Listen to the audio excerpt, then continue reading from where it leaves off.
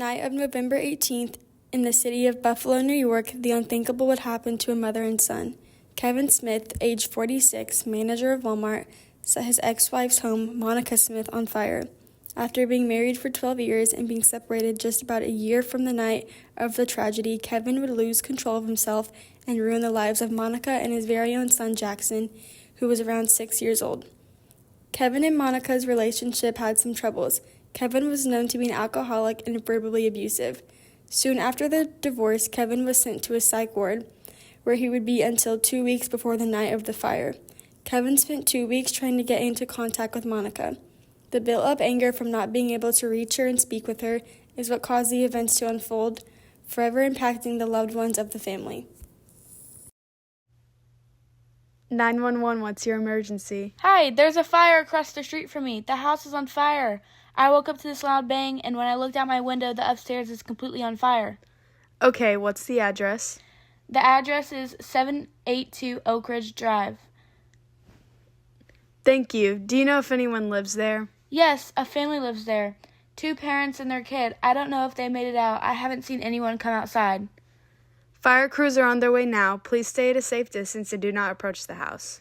I can see the flames coming out of the upstairs window. It's bad. The whole top floor is lit up. I can barely see through the smoke. You're doing great. Help is almost there. Stay on the line with me and tell me if you see any movement or if the fire spreads. Okay, thank you.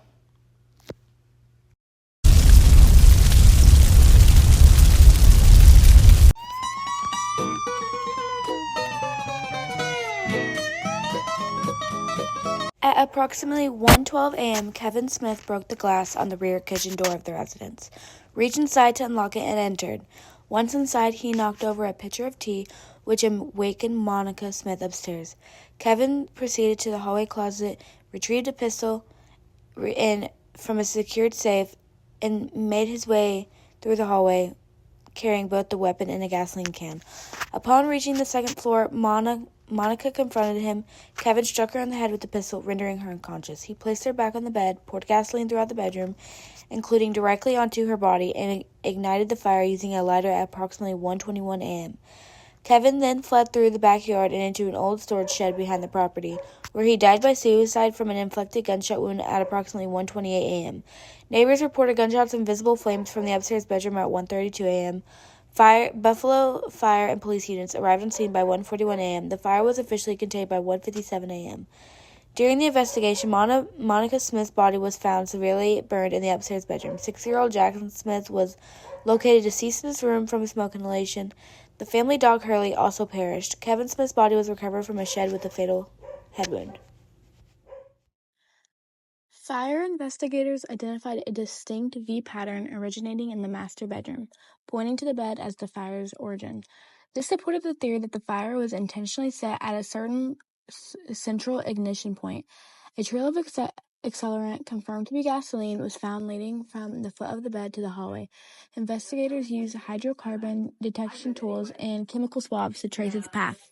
Burn marks showed directional flow, gasoline poured in a deliberate line toward the door. Imprints of shoe prints, some smeared, some clear, were discovered in the soot of the hardwood floors. One pattern led from the bedroom to the back door, consistent with someone fleeing the scene. Investigators matched the prints to Kevin Smith's work-issued boots still found near his body in the shed. The pacing and angle of the steps showed urgency, fast, staggered movement consistent with someone in a panic or retreat. These patterns and traces confirm not only where the fire was started, but who set it, and how they tried to escape, sealing the case as a premeditated act of arson and murder.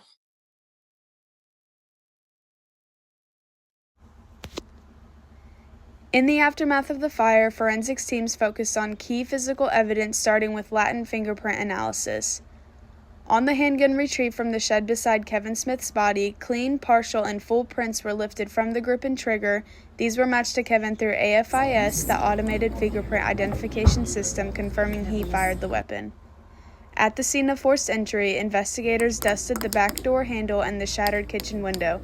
A right-hand palm print was found smudged on broken glass pane, consistent with someone reaching inside to unlock the door. The The exterior door handle had overlapping prints, but under enhancement, one clear ridge pattern, again belonging to Kevin, was found near the base, positioned exactly where someone would grip to pull the door open. This physical trace evidence further tied Kevin Smith to the crime scene, supporting the theory that he entered unlawfully and with intent. At the crime scene, blood spatter was discovered at the base of the staircase and leading into the hallway. Forensic investigators swabbed the sample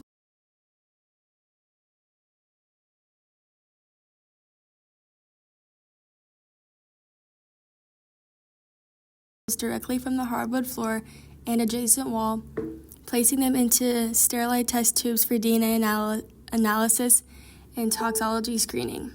High-resolution photographs were taken at multiple angles to document the blood pattern.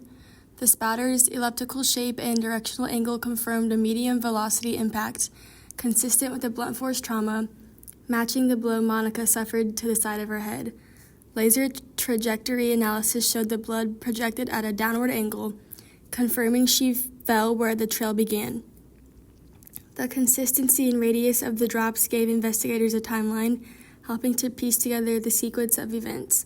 All evidence was cataloged, preserved, and submitted for lab testing within hours of discovery, playing a key role in confirming both the assault and the timeline of the murder-suicide. When first responders arrived at the scene around 1:41 a.m., Monica Smith's body was already showing early signs of rigor mortis, the stiffness of muscles after death. Rigor typically begins 2 to 4 hours post-mortem, but the intense heat of the fire accelerated both rigor and algor mortis, the cooling of the body. In normal conditions, the body cools at about 1.5 degrees Fahrenheit per hour, but Monica's body temperature was difficult to assess due to the flames. Forensic examiners instead focused on muscle rigidity and burn patterning to estimate the time of death. Kevin's body, discovered in the shed at 2:18 a.m., was cooler and had entered full rigor, indicating death occurred shortly after the fire was set. His wound matched a self-inflicted gunshot. Both bodies were logged, photographed, and sent for autopsy to verify the time and cause of death. Key evidence in confirming a tragic case of murder-suicide. The only thing I was worried about is like Wow. You're really not going to answer? Real mature. Classic you. Run your mouth, stir up stuff, then vanish like you're innocent. You think you're ignoring me is going to make this go away? Heck no. I'm sick of this game. Sick of it. You messed up over and over, and now you're acting like I'm the crazy one? You want to pretend like I don't exist? Fine. But don't you forget, I know who you really are. You lied, you twisted everything. You made me look like I was the bad guy to everyone. And for what? So you could play the victim and move on? Like you're some kind of dang saint? You got your freedom, right? Good. Hope it keeps you warm when your karma finally catches up to you. You don't want to talk? Fine. Just know I'm not done. Not by a long shot.